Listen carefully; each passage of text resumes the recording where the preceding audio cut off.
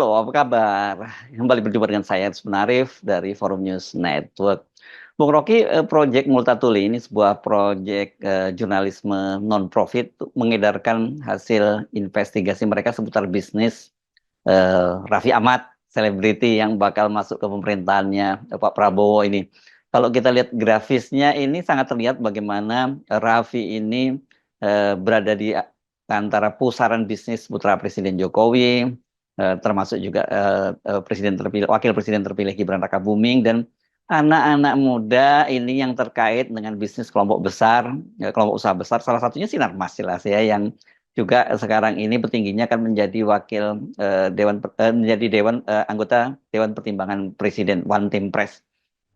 Iya, akhirnya banyak data yang dimunculkan menjelang pelantikan Pak Prabowo.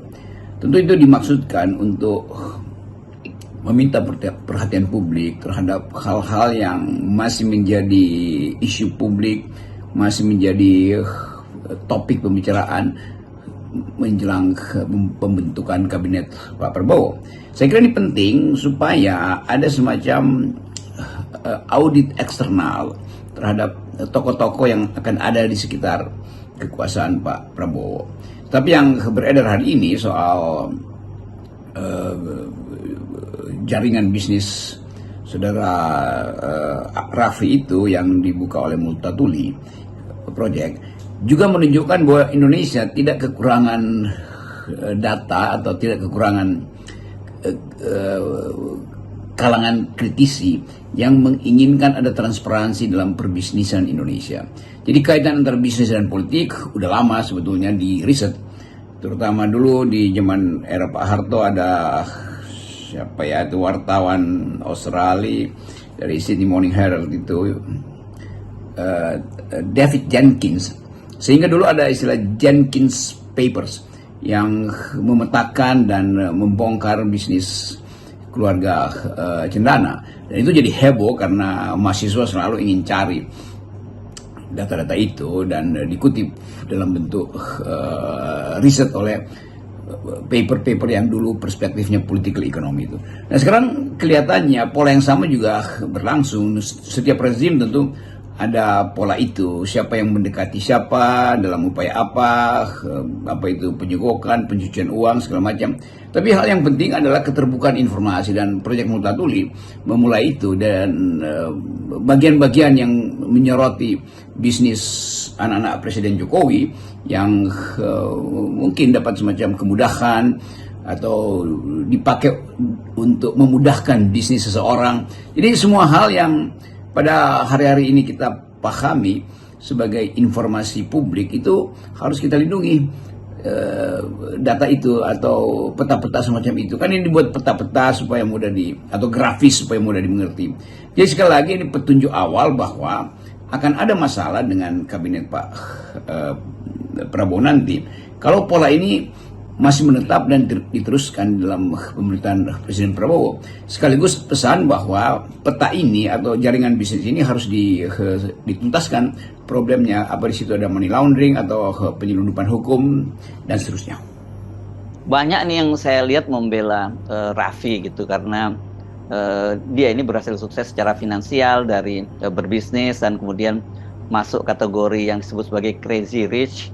Mengapa ini kok harus dinyinyiri gitu, dipersoalkan, ini jadi syirik lah kira-kira, banyak yang menyebutnya seperti itu.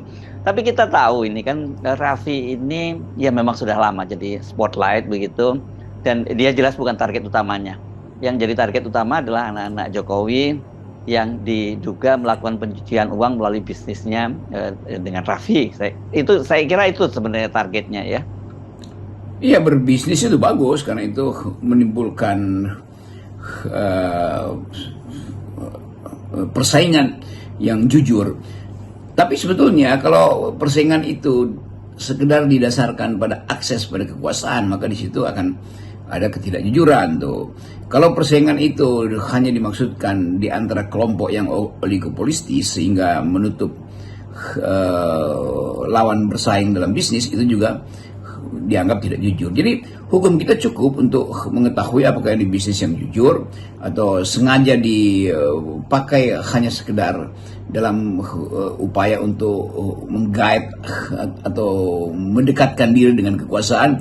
Itu hal yang harus diperiksa sebetulnya, dan data-data itu cukup untuk diperlihatkan pada publik bahwa koneksi-koneksi bisnis dan politik di Indonesia ini memang masih berlanjut dan agak transparan.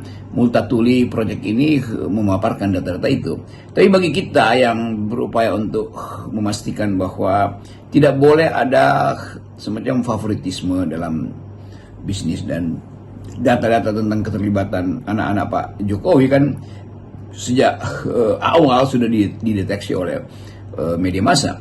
Jadi itu yang memungkinkan atau yang mungkin membuat Pak Jokowi agak ya gelisah hari-hari ini, karena makin mendekati atau tinggal 2 hari lagi pergantian kekuasaan, data-data itu justru dimunculkan. Jadi kemampuan jurnalis untuk memberi sinyal bahwa ingatan publik itu tidak boleh dihentikan hanya karena terjadi pergantian kekuasaan. Ini pentingnya kita memelihara suhu akademis, terutama di dalam banyak riset, dan saya kira Multatuli Project juga adalah kalangan yang berupaya untuk memanfaatkan kapasitas akademis untuk meneliti hal-hal yang bisa membahayakan sistem perekonomian kita, membahayakan sistem demokrasi. Jadi sekali lagi, semua yang dipaparkan dalam data itu saya tahu itu akan jadi beban pada Pak Jokowi nanti, atau bahkan Pak Prabowo merasa waduh,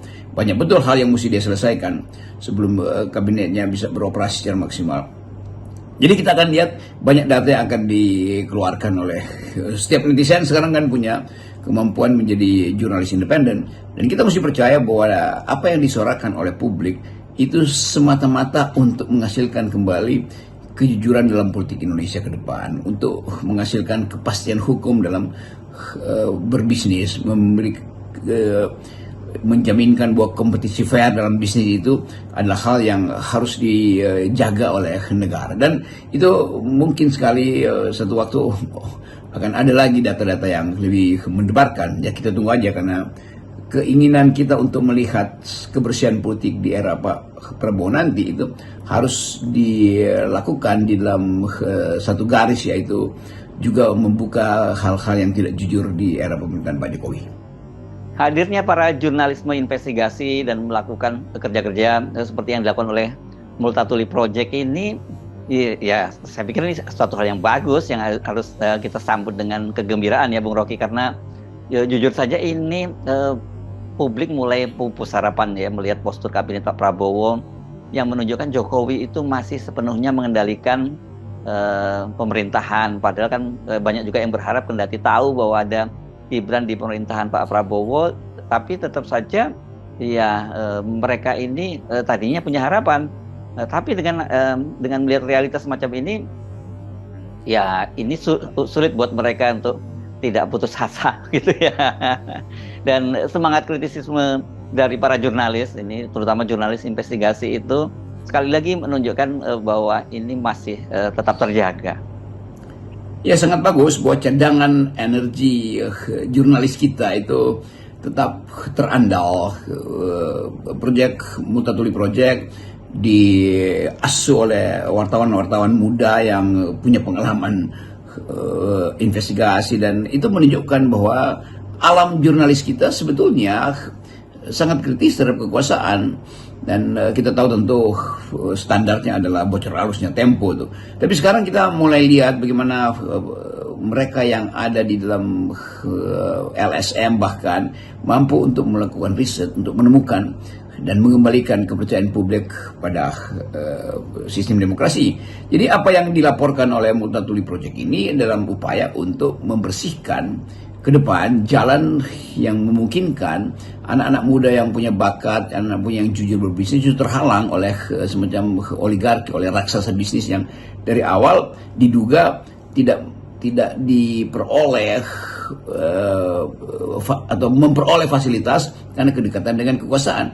Kan itu yang hendak diperlihatkan oleh Multatuli. Ada nama-nama anak presiden, Kaisang terutama ada di situ tuh, nama-nama anak pengusaha yang juga dekat dengan kekuasaan, bahkan ada anak menteri di situ.